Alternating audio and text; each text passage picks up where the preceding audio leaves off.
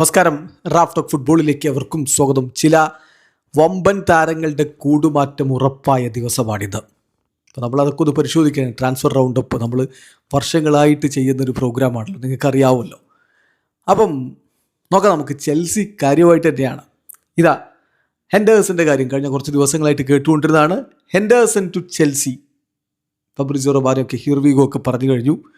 British മാധ്യമങ്ങൾ ഇക്കാര്യം report ചെയ്യുന്നു. മുൻ ലിവർപൂൾ ക്യാപ്റ്റൻ ഇതാ ചെൽസിയിലേക്ക് എത്തുന്നു. 2028 ജൂൺ വരെ ആണ് അദ്ദേഹം അവിടെ സൈൻ ചെയ്യാൻ പോകുന്നത്. ഹെൻഡേഴ്സൺ ബ്രെൻഫോർഡ് വിടുന്നു. ചെൽസി അദ്ദേഹത്തിന് വേണ്ടി ഇതാ റെഡിയായിരിക്കുന്നു. കഴിഞ്ഞ ദിവസങ്ങളിൽ തന്നെ പുറത്തേക്ക് വന്നതാണ്. ഇപ്പോൾ അത് സംഭവം റെഡിയാകുന്നു. സോ അതാണ് ഏറ്റവും പ്രധാനപ്പെട്ട ഒരു ഡീൽ ഇന്ന് നടക്കുന്നത്. അതുപോലെ തന്നെ രണ്ടാൽ കൊലമുവാനിയുടെ കാര്യം, അദ്ദേഹം ഇത് യുവൻഡസിലേക്ക് എത്തുന്നു. അദ്ദേഹത്തിന് വേണ്ടി 45 മില്യൺ യൂറോയുടെ ഒരു പാക്കേജാണ് ഇപ്പം പാരീസ് സെന്റ് ജർമ്മനി മുന്നിലേക്ക് കൊടുക്കുന്നത്. കോലോ യുവൻഡസിലേക്ക് മാത്രമേ മൂവ് ചെയ്യുന്നുള്ളൂ എന്നുള്ളതാണ് അദ്ദേഹം തീരുമാനിച്ചത്. Loan deal with an obligation to buy medical later this week എന്നുള്ളതാണ് വിവരം. ഡൺ ഡീലാണ്. So Randal Kolo Muani to Juventus. കഴിഞ്ഞില്ല.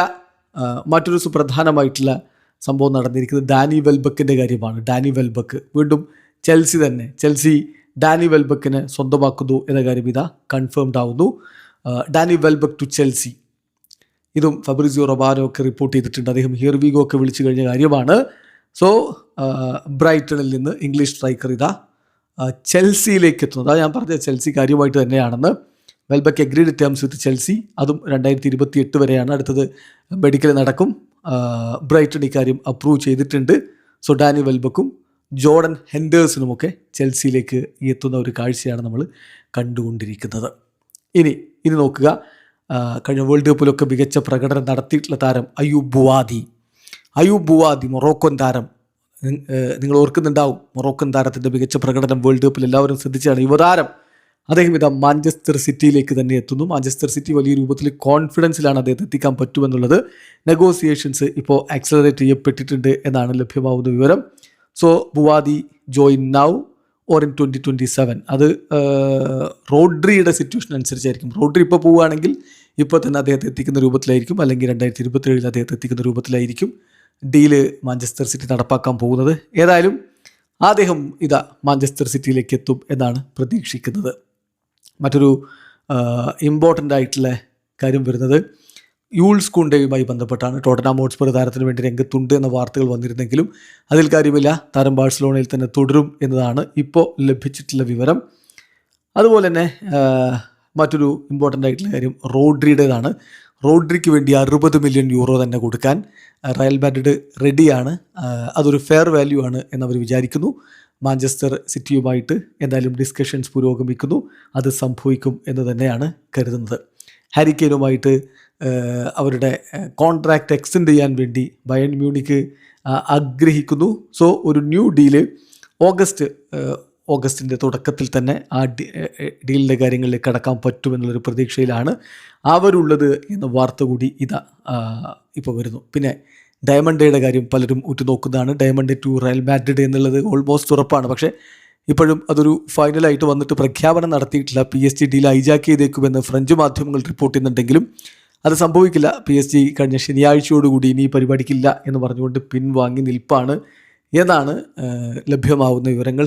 സ്പാനിഷ് മാധ്യമങ്ങളുടെ റിപ്പോർട്ട് അങ്ങനെയാണ്. അത് തന്നെയാണ് നമ്മളും പ്രതീക്ഷിക്കുന്നത്. ഏതായാലും മറ്റൊരു ഇമ്പോർട്ടൻ്റ് ആയിട്ടുള്ള കാര്യം സാവിഞ്ഞോയുടെ കാര്യമാണ്. സാവിഞ്ഞോക്ക് മാഞ്ചസ്റ്റർ സിറ്റി വിട്ടു പോകണം. അദ്ദേഹം അത് സിറ്റിയോട് വീണ്ടും പറഞ്ഞിരിക്കുകയാണ്.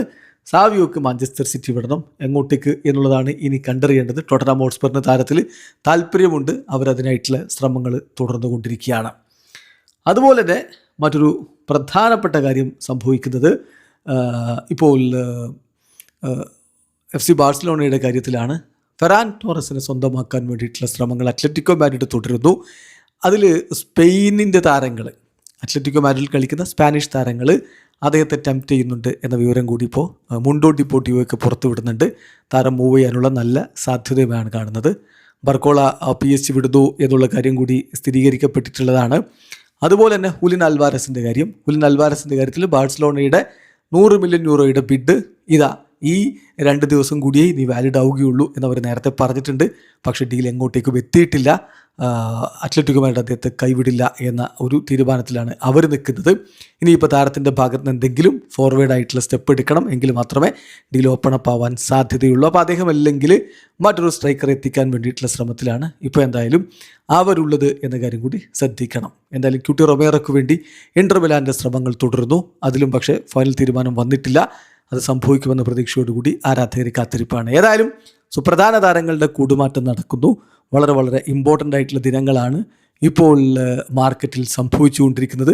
ഓരോ നിമിഷവും പുതിയ വാർത്തകൾ പ്രതീക്ഷിക്കണം. വീഡിയോ അവസാനിക്കുന്ന ഫുട്ബോൾ ലോകത്ത് കൂടുതൽ വിശേഷങ്ങളുമായി റഫ്ലക്സ് എത്താം.